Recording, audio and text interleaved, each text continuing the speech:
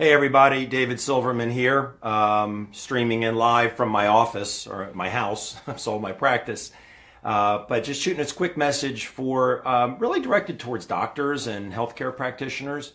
Again, my name is David Silverman. I live outside of the Washington, D.C. area. My background is podiatry and foot surgery. I was board certified in foot surgery, foot orthopedics, primary podiatric medicine. I own my own practice. I own my own surgery center. I really loved practicing. I really did. I started practicing in '88. There were things I loved about practicing, and the reasons I went into podiatry and medicine to begin with and foot surgery was I love helping people.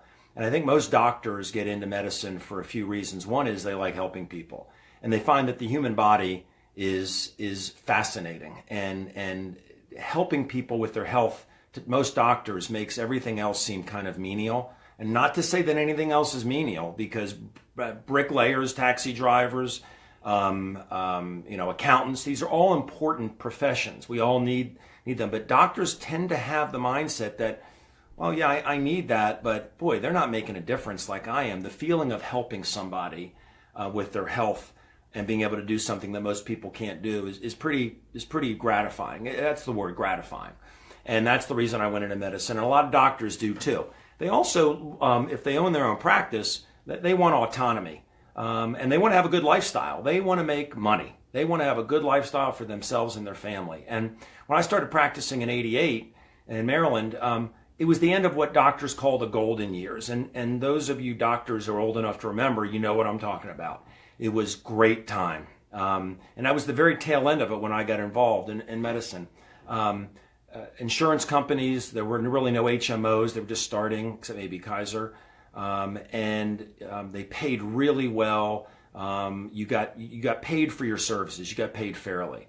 And then managed care came in, and doctors started getting squeezed. They started signing contracts saying, you Dr. X or Dr. Silverman, Dr. whoever, you take this much money for these procedures and services, or you can't see our patients. And so doctors were kind of stuck and said, well, I need the money. I need to feed my family.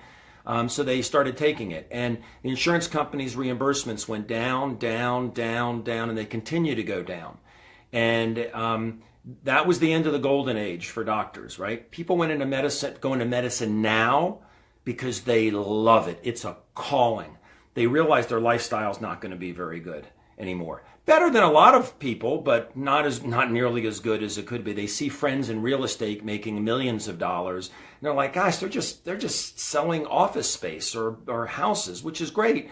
But I'm saving lives. Now in podiatry, I wasn't saving lives, but I was helping people. And a lot of doctors, MDs in particular, they're saving lives, and they get abused.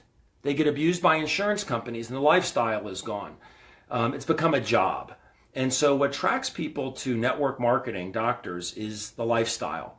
You couple that with what this product does, this breakthrough product, ASEA, it is right up the alleys for doctors. Doctors want to help people. They want to have a good lifestyle. They want time freedom.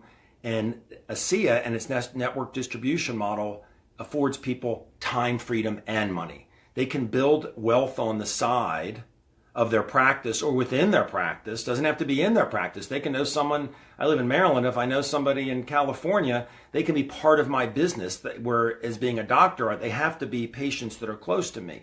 There are no limits here. It allows doctors to both help people make money and have a great lifestyle. And with a product, like I say, is a breakthrough. And if it seems too good to be true to you, it did to me also. This is worthy of your attention. This is worthy of everybody's attention. If you're a doctor listening to this, there's a lot at stake. Either your lifestyle or someone you love. I looked at this because my dad had a severe prostate issue. That's why I looked at it. I looked at the business later. This is a cell signaling supplement. It's nothing that you learned about in school. It's nothing that I learned about in school. But it's a fact. Redox signaling molecules. So if you want to get an idea of redox signaling molecules, go to amazingmolecules.com, and watch the Redox breakthrough.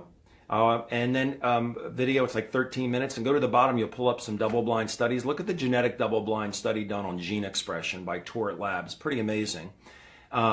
And there's an opportunity video there too. And if you're wondering, well, gee, why isn't this marketed through a pharmaceutical company? Then there's another video you really should look at that site. It's under, I think, other videos. Click it and watch the genesis of a SIA video. You will see how this almost became the property, and the patents almost became the property of a pharmaceutical company. And God knows what would have happened to it if they got a hold of it. Number one, they could have buried it. Number two, they'd put it through drug trials, and they wouldn't be charging $120 a month for this product, which makes it accessible by everybody. They would charge thousands and thousands and thousands of dollars a month, and a lot of people wouldn't be able to afford it. So I thank God every day that the people you see in that Genesis video said no to the pharmaceutical company offer. I have to tell you that the beautiful thing about this business is it creates residual income.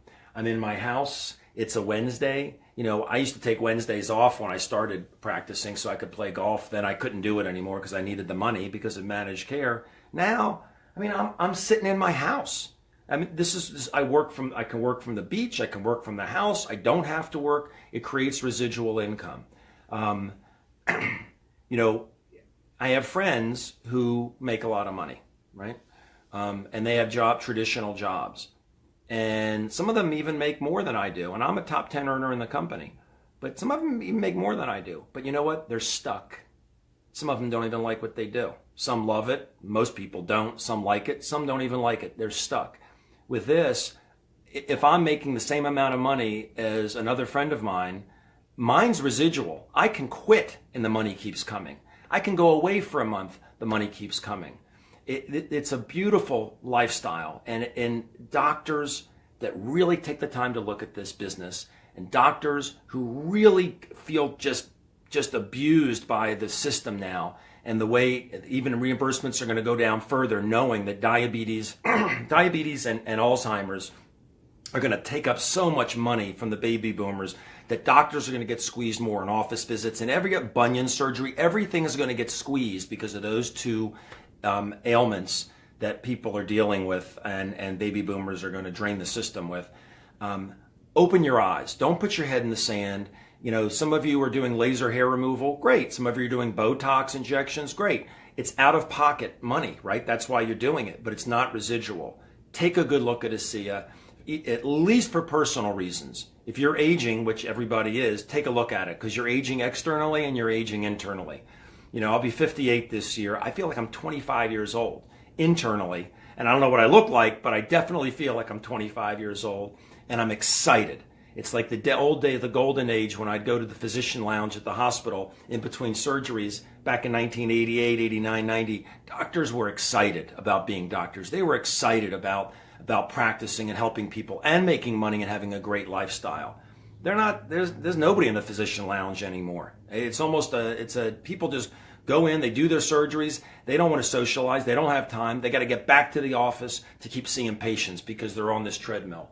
So anyway, I hope this helps a little bit, and if you are not a doctor listening to this and you're involved in this as a business, share it with your doctor. I mean, I'm telling you, they're going to know exactly what I'm talking about. Unless they're out-of-pocket practitioners, meaning like plastic surgery and elective eye surgeries, they're still making good money, and most doctors are kind of envious of that, right? Because most doctors are stuck in the insurance game, and they're just looking at the date when they're going to be able to retire, if they're ever going to be able to retire, and let them know that 2, 3, 4, 5 years of doing this part-time or less, they can be out of medicine if they want to, or just practice medicine part-time because they love doing it. They want to share their gift with people, but they won't be stuck anymore. Okay?